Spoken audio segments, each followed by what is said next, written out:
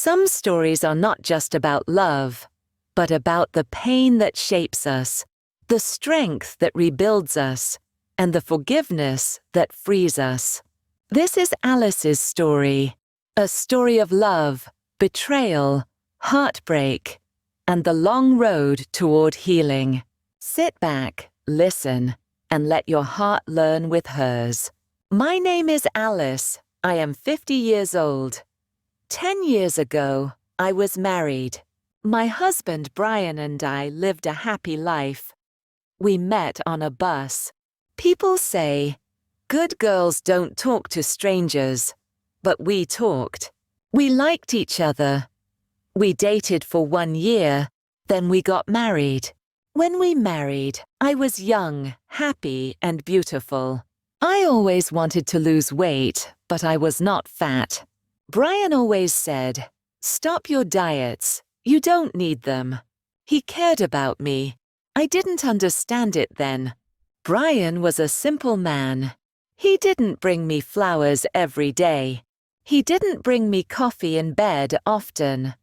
One time he brought coffee to my bed, but it spilled on my dress. I asked him not to do it again. Brian loved me in his own way. He went to work every day. He called me from work and said, "Alice, wear warm clothes. It's cold today." We had 2 sons. Brian taught them to respect me. At first, Brian worked as a builder.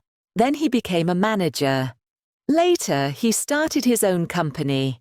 We built a house outside the city. Brian told me not to work. He said, "Take care of the house and the garden."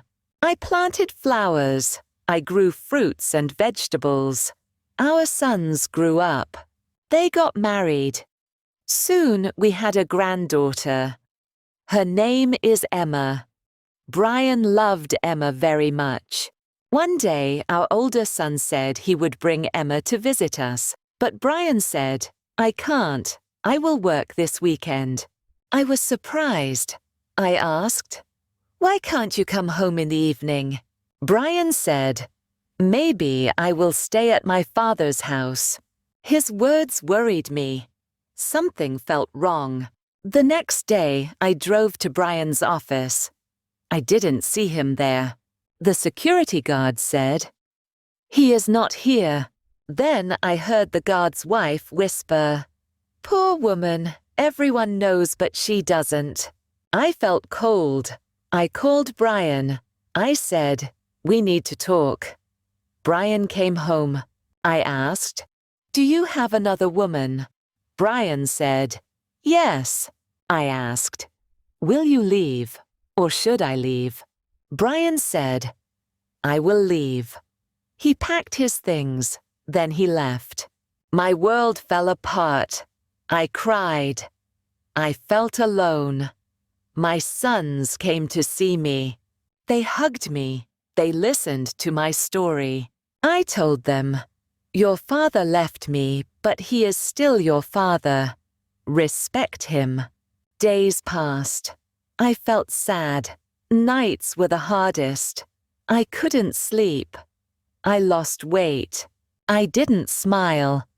One day, my friend Mary came. She said, "Alice, come with me." Mary took me to a children's hospital.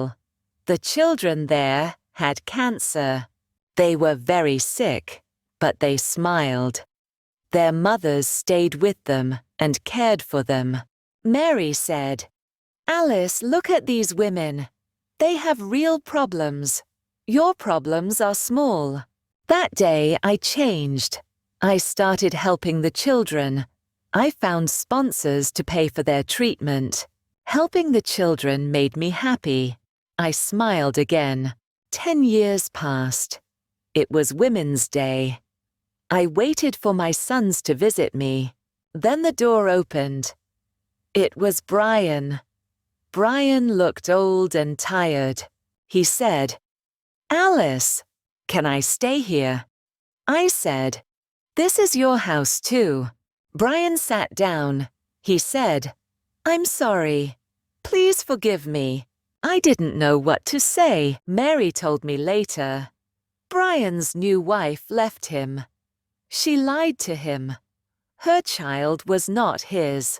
Now I don't know what to do. Can I forgive Brian? Can I forget the pain? Every day I think about it.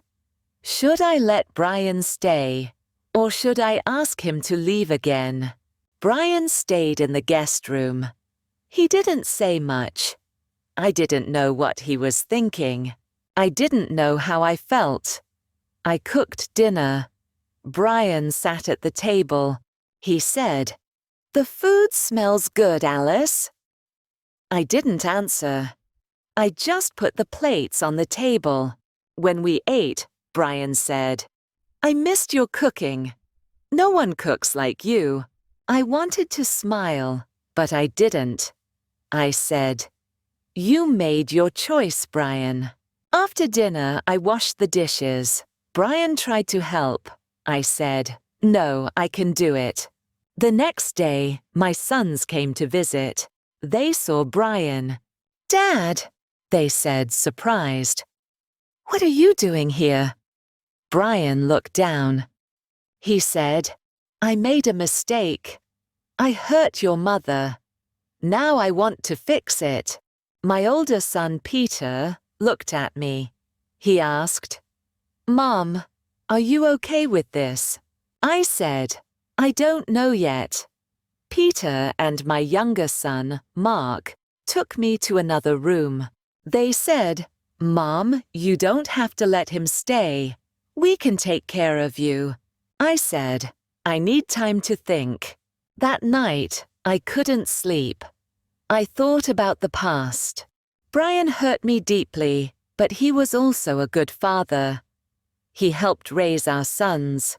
He worked hard for our family.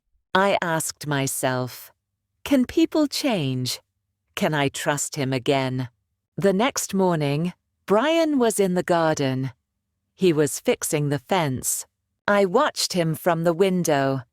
He looked older, slower, but he was working hard. I went outside.